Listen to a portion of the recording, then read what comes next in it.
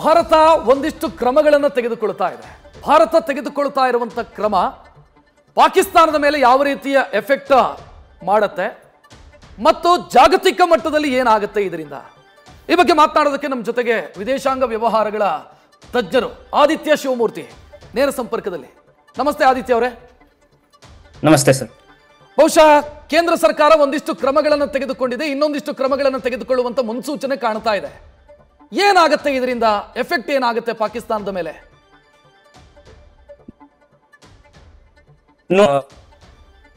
ಏನಿದೆ ಇದನ್ನ ಎರಡು ಕ್ಯಾಟಗರೀಸ್ ಅಲ್ಲಿ ನಾವು ಕನ್ಸಿಡರ್ ಮಾಡಬಹುದು. ಒಂದು ಬಂದು ಡಿಪ್ಲೊಮ್ಯಾಟಿಕ್ ರೆಸ್ಪಾನ್ಸ್ ಅಂತ ಹೇಳ್ತೀವಿ, ಇನ್ನೊಂದು ಮಿಲಿಟರಿ ರೆಸ್ಪಾನ್ಸ್ ಅಂತ ಹೇಳ್ತೀವಿ.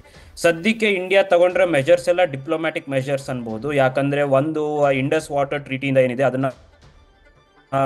ಅದರಿಂದ ನೀರು ಆಗ್ಲಿ ಇಲ್ಲ ಇಂಡಸ್ ವಾಟರ್ ಟ್ರೀಟಿ ಏನಿತ್ತು ಆ ಶೇರ್ ಆಫ್ ವಾಟರ್ ಏನ್ ಪಾಕಿಸ್ತಾನಿಗೆ ಹೋಗ್ತಿದೆ ಅದು ಈಗ ನಿಂತೋಗಿದೆ.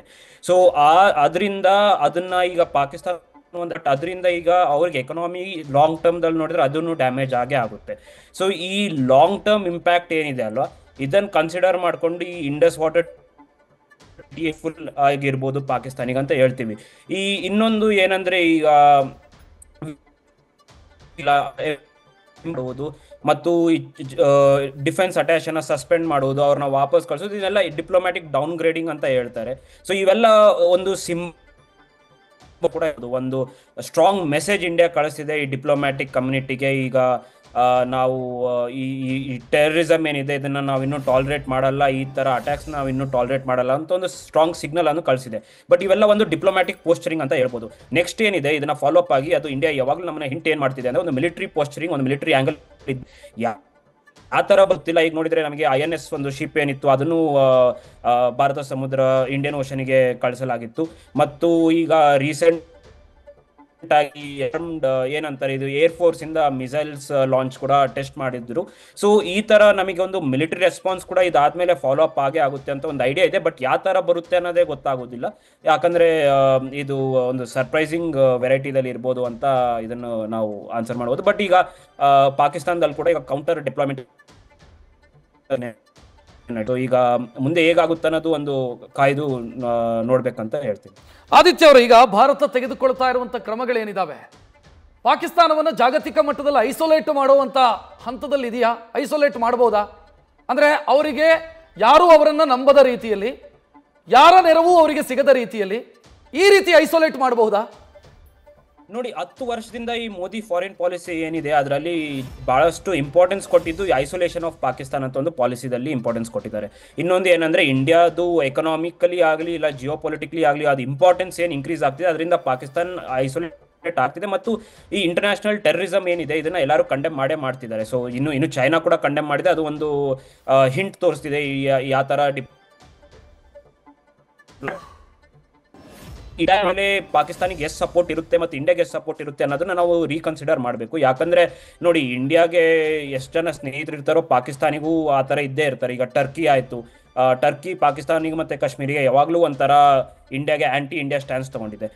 ಮತ್ತು ಈಗ ಡೊನಾಲ್ಡ್ ಟ್ರಂಪ್ ಆಯಿತು, ಅವ್ರು ಕೂಡ ಈಗ ರೀಸೆಂಟಾಗಿ ಸ್ಟೇಟ್ಮೆಂಟ್ ಕೊಟ್ಟಿದ್ದೇನೆ, ಇಂಡಿಯಾ ಪಾಕಿಸ್ತಾನ ಅವ್ರವ್ರು ಸಾಲ್ವ್ ಮಾಡ್ಕೊಳ್ಳಿ ಅಂತ ಒಂದು ರೀಸೆಂಟ್ ಸ್ಟೇಟ್ಮೆಂಟ್ ಕೊಟ್ಟಿದ್ದಾರೆ. ಈ ಚೈನಾ ಆಗಲಿ ಯಾವಾಗಲೂ ಒಂದು UNSC-ದಲ್ಲಿ ನಾವು ಮಾಡಿದ್ರೆ ಅದನ್ನ ಅವರು ವಿರುದ್ಧಪಡಿಸಿದ್ದಾರೆ. ಸೊ ಈ ಸಿಚುವೇಶನ್ದಲ್ಲಿ ಕರೆಂಟ್ ಆಗಿ ನಮಗೆ ಸಪೋರ್ಟ್ ಇದ್ದೇ ಇದೆ. ಬಟ್ ಒಂದ್ಸತಿ ಎಸ್ಕಲೇಷನ್ ಆದ್ಮೇಲೆ, ರಿಟಾಲಿಯೇಷನ್ ಬಂದ್ಮೇಲೆ ಅವಾಗ ಯಾವ ದೇಶ ನಮಗೆ ಸಪೋರ್ಟ್ ಮಾಡುತ್ತೆ ಅನ್ನೋದು ನೋಡೋದು ಇಂಪಾರ್ಟೆಂಟ್. ಆದಿತ್ಯ ಅವರೀಗ ನಾವು ಯಾರು ಕೂಡ ಯುದ್ಧದ ವಕ್ತಾರರಲ್ಲ, ಯುದ್ಧ ಆಗಬೇಕು ಅಂತ ಬಯಸೋರು ಕೂಡ ಅಲ್ಲ. ಬಟ್ ಒಂದು ವೇಳೆ ಅಂತ ಸಿಚುವೇಶನ್ ಏನಾದ್ರೂ ಬಂದ್ರೆ ಪಾಕಿಸ್ತಾನದ ಲೆಕ್ಕಾಚಾರ ಇರೋದು ನಮ್ಮ ಜೊತೆಗೆ ಬಂದು ನಿಲ್ಲತ್ತೆ ಚೀನಾ ಅಂತ ಸಾಧ್ಯತೆ ಇದೆಯಾ? ಚೀನಾ ಡೈರೆಕ್ಟ್ ಆಗಿ ಸಪೋರ್ಟ್ ಮಾಡುವಂತ ಸಾಧ್ಯತೆ ಎಷ್ಟರ ಮಟ್ಟಿಗಿದೆ? ಡೈರೆಕ್ಟ್ ಆಗಿ ಸಪೋರ್ಟ್ ಮಾಡೋದು ಬಹಳ ಕಷ್ಟ ಅಂತ ಹೇಳ್ತೀನಿ. ಯಾಕಂದ್ರೆ ಇಂಡಿಯಾ ಚೈನಾ ರಿಲೇಷನ್ಸ್ ಕೂಡ 4-5 ವರ್ಷದಲ್ಲಿ ಸ್ವಲ್ಪ ಮ್ಯಾಸ್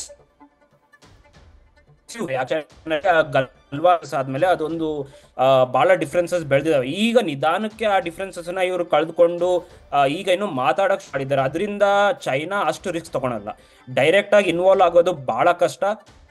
ಬಟ್ ಅವರು ಡಿಪ್ಲೊಮ್ಯಾಟಿಕ್ ಆಗಲಿ ಇಲ್ಲ ಮಿಲಿಟರಿ ಸಪೋರ್ಟ್ ಆಗಲಿ ಕೊಟ್ಟೆ ಕೊಡ್ತಾರೆ. ಆರ್ಮ್ಸ್ ಸೇಲ್ ಮಾಡೋದು ಇಲ್ಲ ಯಾವ್ದನ್ನ ಟೆಕ್ನಾಲಜಿ ಕೊಡೋದು ಆ ಥರ ಮಾಡೇ ಮಾಡ್ತಾರೆ. ಇಲ್ಲ ಸ್ವಲ್ಪ ಬಾರ್ಡರ್ ಕಡೆ ಇನ್ನೂ ಸ್ವಲ್ಪ ಡಿಪ್ಲಾಯ್ಮೆಂಟ್ ಮಾಡೋ ಪಾಸಿಬಿಲಿಟಿ ಕೂಡ ಇರ್ಬೋದು. But this is at the direct Chinese involvement in the military, ಅದು 2 ಫ್ರಂಟ್ ವಾರ್ ಅಂತ ಏನ್ ಹೇಳ್ತಾರೆ, ಅದು ಬಹಳ ಕಷ್ಟ. ಅದು ಈಗ ನಮಗೆ ಮೋಸ್ಟ್ಲಿ ಈಗ ಬೆಳೀತಿರಿಂದ ಸ್ವಲ್ಪ ಕಷ್ಟನೇ ಅನಿಸುತ್ತೆ.